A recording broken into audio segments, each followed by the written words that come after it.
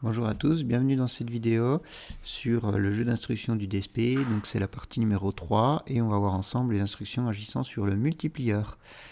Pour ce faire, je vais m'appuyer sur le support de cours comme d'habitude, la liste des instructions du DSP et puis quelques exemples en utilisant Code Composer. Donc, nous en sommes aux instructions concernant l'unité de multiplication. Donc, cette catégorie-là, elle va regrouper les instructions qui font appel aussi bien au transfert dans T et dans P que les opérations de multiplication en elles-mêmes. Alors, petit rappel, on va déjà retourner à la page 42 du cours, là. Petit rappel sur le registre multiplieur, enfin les registres du multiplieur. Donc, le multiplieur, c'est une structure autre que l'ALU. Donc c'est une structure propre qui permet uniquement de faire des multiplications. Pour ce faire, elle possède ses propres registres internes, comme le registre T, qui va être utilisé pour charger la première valeur à multiplier, et puis le registre P, qui va être utilisé avec l'accumulateur pour pouvoir stocker les résultats.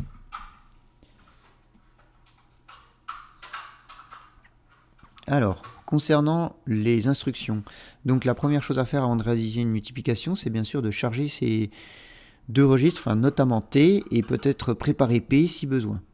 On trouve ici toute une liste d'instructions. Alors, je n'ai pas mis le principal, mais parce qu'il était évident pour moi, hein, bien sûr. Le move classique, move T, log16, permet de charger T avec une donnée de la mémoire. Vous trouverez également d'autres variantes comme move AD, qui permet de charger T et en même temps d'additionner la prochaine case mémoire avec T.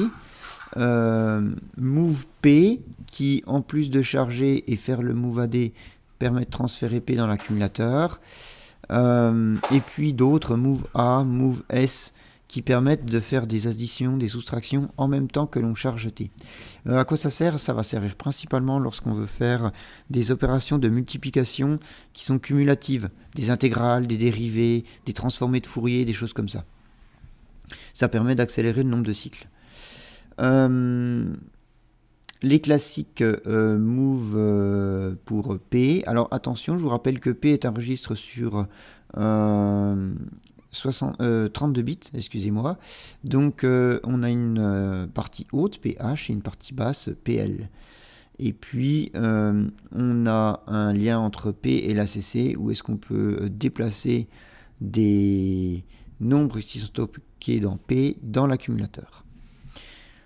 Pour les opérations de multiplication en elles-mêmes, on va retrouver la principale. Donc l'opération de multiplication, c'est MPY, qui réalise une multiplication signée, et je dis bien signée, quelle que soit la valeur de XXM, le résultat est signé, entre T et une donnée qu'on passera en opérande. Le résultat se trouvera dans P. Sauf si on indique le contraire, la première opérande permet de choisir l'emplacement du résultat. On peut également directement le mettre dans un CC.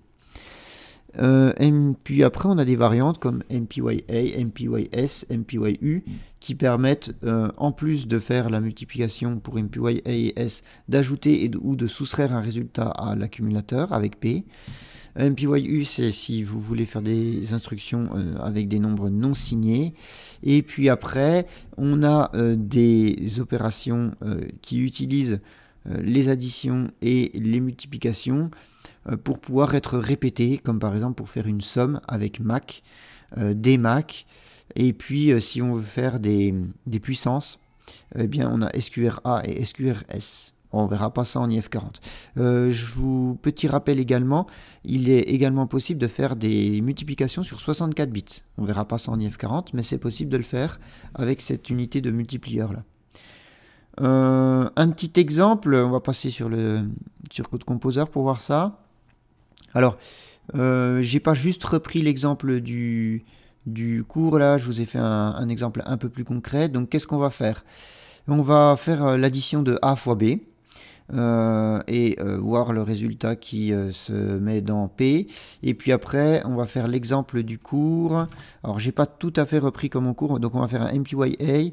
Seulement, moi, au lieu de le faire entre l'adresse 302 et 2, je le fais entre un nombre A et 5. Bon, je pense que ça vous dérangera pas, vous comprendrez vite comment cela fonctionne. Alors, on compile et on lance une session de debug.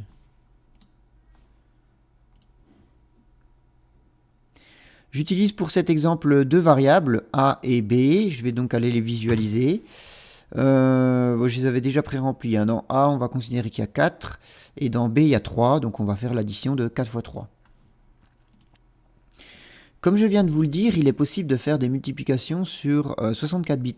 C'est pour ça que vous ne trouverez pas le registre T directement ici. Vous trouverez XT, tout comme AR et XAR. Et en fait, vous avez une partie haute et une partie basse, T et TL. Attention, T c'est la partie haute. Mais vous allez voir, c'est totalement transparent pour nous. On y va. Alors, move W diépé dièse A. Je vais utiliser l'adressage direct pour faire cet exemple. Je charge la page de A avant de l'utiliser. Je vais tout d'abord charger A dans le registre T pour pouvoir réaliser la multiplication.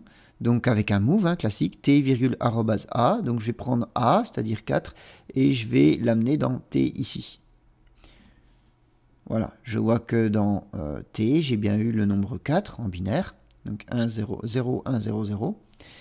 Et maintenant, je vais utiliser B dans MPY. Je vais donc charger la page de B.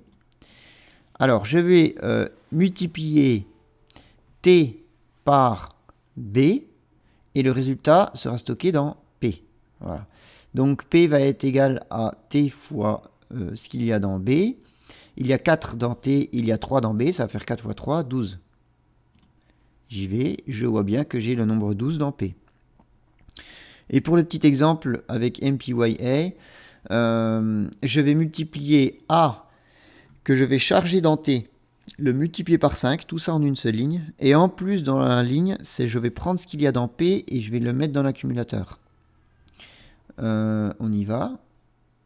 Donc je me retrouve bien avec 12 C dans l'accumulateur. Attention, petite remarque, vous avez vu, ça ne remplit que AL. AH, il est passé à FFFF. Il n'est pas rempli en fait. Donc ça stocke le résultat uniquement dans la partie basse de la CC. Et j'ai fait dans P A fois 5, c'est-à-dire 4 fois 5, 20. Voilà. Voilà pour ces registres sur la multiplication. C'est tout pour cette petite vidéo qui est assez courte. Vu que c'est une unité qui est strictement réservée pour faire des multiplications, le nombre d'instructions est assez limité. Néanmoins, vous voyez que on peut faire pas mal de choses cumulatives, comme des sommes, et puis après tout ce qui est dérivé, intégral, etc., etc. Je vous remercie.